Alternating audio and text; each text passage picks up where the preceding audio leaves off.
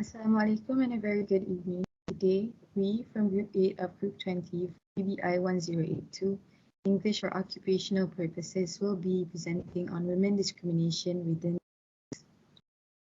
Our team members consist of me, Marin Hasha binti Muhammad Sarisfuddin, Trevor Roma, anak Pusang, Titi Safana binti Rahmat, Sabrina Alia binti Abdul Farid, and Shronia Dev.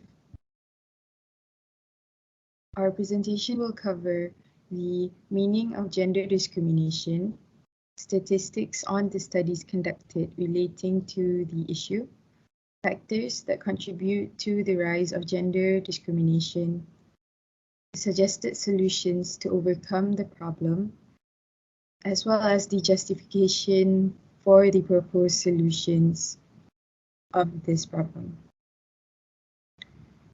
Moving on, what is women discrimination? Women discrimination, also known as gender inequality or gender discrimination, refers to the unequal rights between men and women based on gender roles. Following this issue, many women in Malaysia have been treated unfairly at their workplace due to the stereotype that women are seen as weak and incapable of doing certain jobs. This is fully untrue. However, the forms of discrimination faced by women could be in the form of getting lower pay as compared to their male counterparts, not being promoted as they should, or given that they have full merit, or even being sexually harassed at the workplace.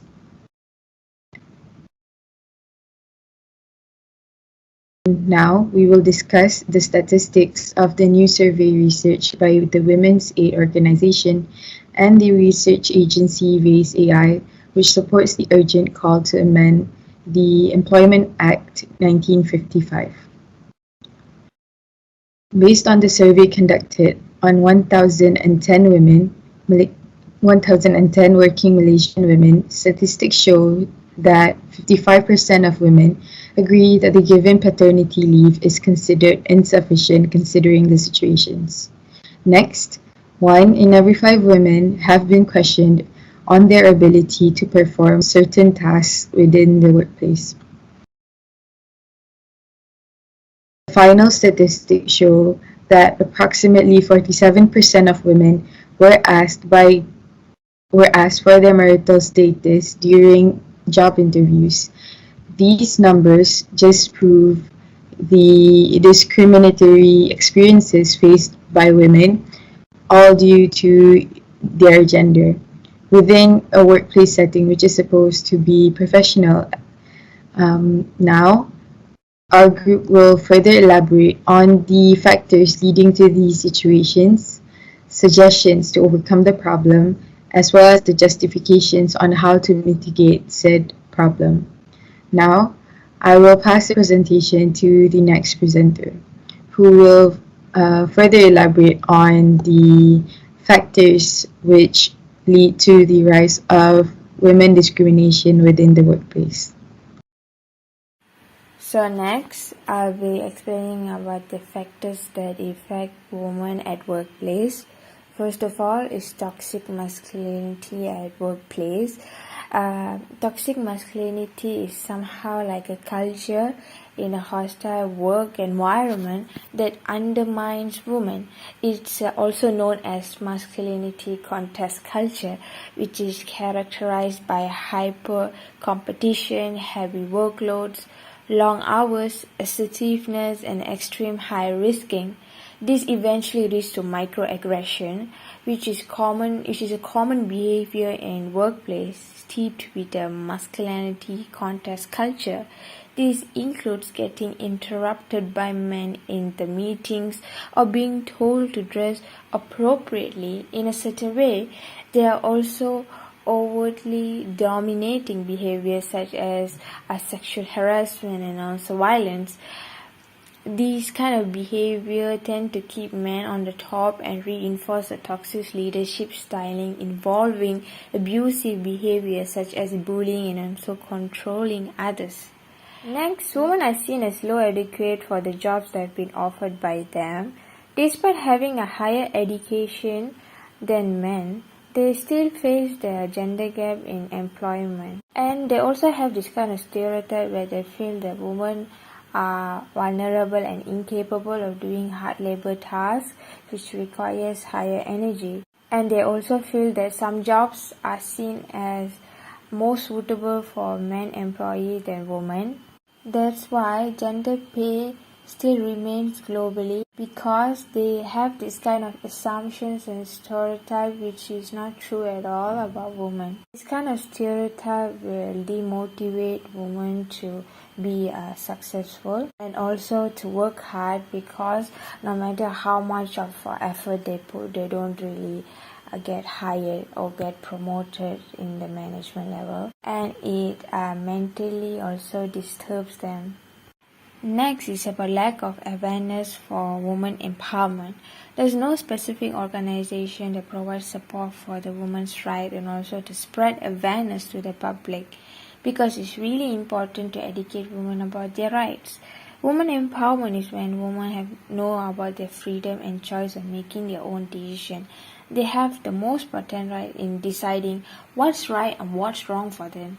Women have been suffered throughout the decades because they don't really know about the awareness about women's right.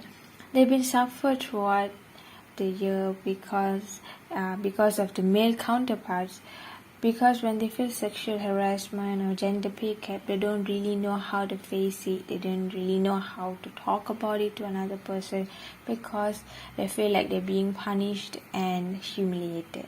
So by having this kind of lack of awareness about women empowerment, they tend to suffer a lot at their workplace. We must pay special attention to the hard realities of places where women face many forms of discrimination, oppression, and violence owing to cultural and even religious grounds, and we simply cannot allow this condition and must condemn it without hesitation. One of the other factors is community provision of women empowerment. I would like to quote from Angela Davis, Women, Rights and Class, The Approaching Obsolescence of Housework, a Working Class Perspective, where she mentioned that housework is visually invisible. No one notices it until it isn't done. We notice the unmet bed, not the scrub and polished floor. Just as the scrub and polished floors are automatically expected to stay perfect and therefore go unnoticed, women are automatically expected to commit themselves to housework. Many people believe that women will eventually fulfill the stereotype of bearing a kid, only staying in the kitchen, performing household chores, and attending to their husband. Putting women into stereotypes like this draws attention to both gender oppression and gender inequity. Because of their gender, women undertake the majority of housework. We've all heard the derogatory phrases, staying in their place and learning their place. This so-called place assigns women to a category in which they are only considered as objects who perform necessary tasks and even cater to this process. It is a taboo to speak up, especially as a woman. Women in this stereotype also doesn't seem to have a voice, preferring to remain silent and do housework as if it wasn't hard work. Women who defy the housewife image go ignored because the media fails to portray women who are self-sufficient, powerful, single, and accomplished, among other things. Women are portrayed in the media as capable of handling the majority of family tasks while also working full-time jobs. The courage to fight for your right is considered as rude and make you less woman. Women shouldn't be labeled this way, nor have to fit society's expectations and stereotypes. Our society should look to appreciate women and their work instead of putting them into the stereotype that women are only made for housework. Next is the irresponsible company and management.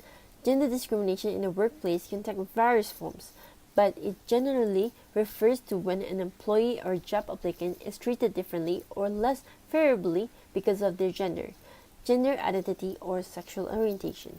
Some examples of treatment that could be gender discrimination include not being hired or being given a lower paying position because of your gender, identity, or sexual orientation. For example, when an employer refuses to hire women or only hires women for certain jobs. Besides, because of your gender identity, women experience discrimination when they are being held to different or higher standards or being evaluated more harshly. For example, if a female employee receives a bad performance assessment that condemns her for being too aggressive, but Male employees who behave similarly are rewarded for exhibiting leadership. Many female workers also receive lack of knowledge from the higher ups and management of the company. Moreover, women being paid less than a person of a different gender or sexual orientation who is similarly or less qualified than them. There are also companies who denied a promotion, pay raise, or training opportunity for women, but that is given to opposite gender who are equally or less qualified. The reason is the companies care a lot more about the benefits they gain from employees in distinction to their right. Not all gender discrimination is intentional or explicit. However, it could still count as discrimination if ever the employee makes some sort of decision that cause harm to the female workers without intending to.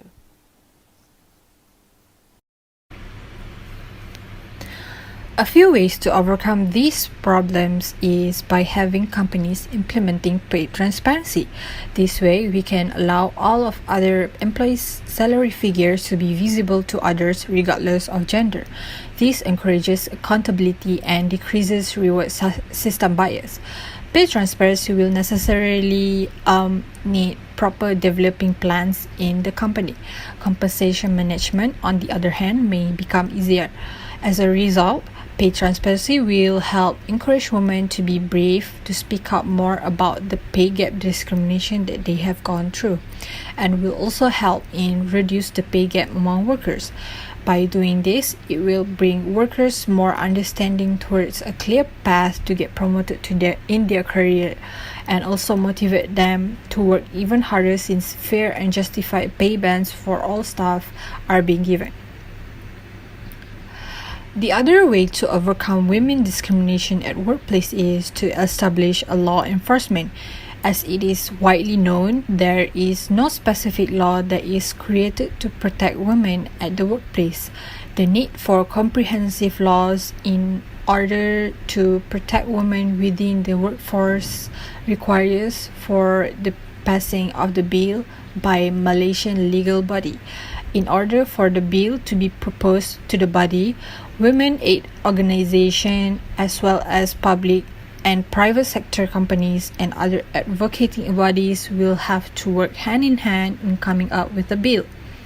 The bill should propose to revise the Employment Act as well as the labor law, where these acts will explicitly protect the rights of women within the workplace.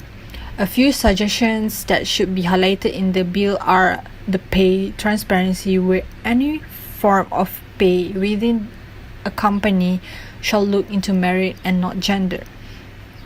The law against retiring an employee due to pregnancy or marital status, as well as an combating against sexual harassment. Apart from that, by providing security to ensure well-being of women might be one of the most vital solutions to this issue. This law enforcement is to give assurance to everybody that no one is above the law. It is also very important to apprise that this implementation should be compulsory to every company. The next way to overcome the problem is through the company's policy. This means that the rules and regulations of the company need to be clearly explained to the employees before they get hired into the company. This is not only to warn them, but also to ensure their safetyness in the company, so that they will get more confidence to be hired by the company, and they will feel safe in the working at the working environment. So next will be any discrimination reported will be taken seriously by the company. So the company need to be brave to even fire anyone who found guilty in the company who break the rules and regulations of, as mentioned, company's policies. So this one is so that everyone is aware of how seriously the company look into these issues of women discrimination at workplace. And it also helps in the worker employees productivity, and also affects the company's productivity.